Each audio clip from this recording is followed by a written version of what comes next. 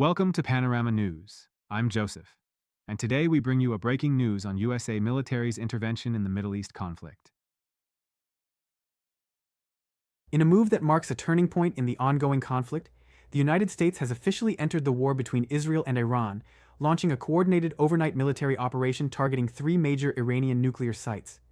Dubbed Operation Midnight Hammer, the strikes were announced by President Donald Trump in a televised address, who claimed the targeted nuclear facilities at Fordo, Isfahan, and Natanz were, quote, completely and fully obliterated. The president added that if Iran retaliates, the U.S. is prepared to strike again, swiftly, and with even greater force. These U.S. airstrikes come after a full week of escalating violence.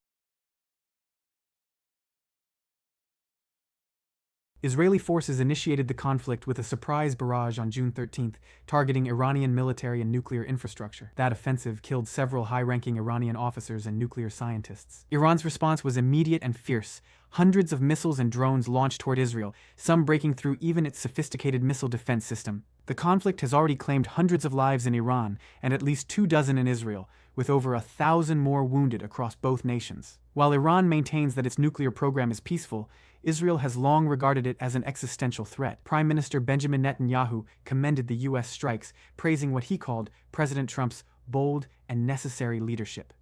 Back in Washington, Defense Secretary Pete Hegseth emphasized that the U.S. mission was not aimed at regime change, but rather focused on neutralizing Iran's nuclear capability. The Pentagon confirmed the use of massive bunker-buster bombs, munitions only the U.S. military possesses, capable of penetrating Iran's underground enrichment facilities. General Dan Kane, chairman of the Joint Chiefs, reported initial signs that the targeted sites were severely damaged, though full assessments are still underway. In Tehran, the reaction was swift and defiant. Iran's Atomic Energy Organization confirmed the attacks, but vowed that its nuclear ambitions would not be derailed. Foreign Minister Abbas Araghchi declared the era of diplomacy over, holding the U.S. solely and fully responsible for the consequences. He warned of far-reaching implications, describing the U.S. action as crossing a red line. Overnight, Iran retaliated with missile strikes on Israeli cities, wounding more than 80 people. Meanwhile, Iran's network of regional allies, including Houthi rebels in Yemen, are rallying calls for a united Muslim front against what they termed Zionist American arrogance. The international community is on high alert. UN Secretary-General Antonio Guterres said he is gravely alarmed and urged all parties to de-escalate immediately, warning that this situation could spiral out of control with catastrophic consequences. The European Union's foreign policy chief, Kaja Kallas, echoed that sentiment, urging restraint and a return to diplomacy. The EU has called an emergency session of its foreign ministers for Monday in Brussels. As the region braces for what could become a prolonged and destabilizing conflict, questions remain. How will Iran respond next?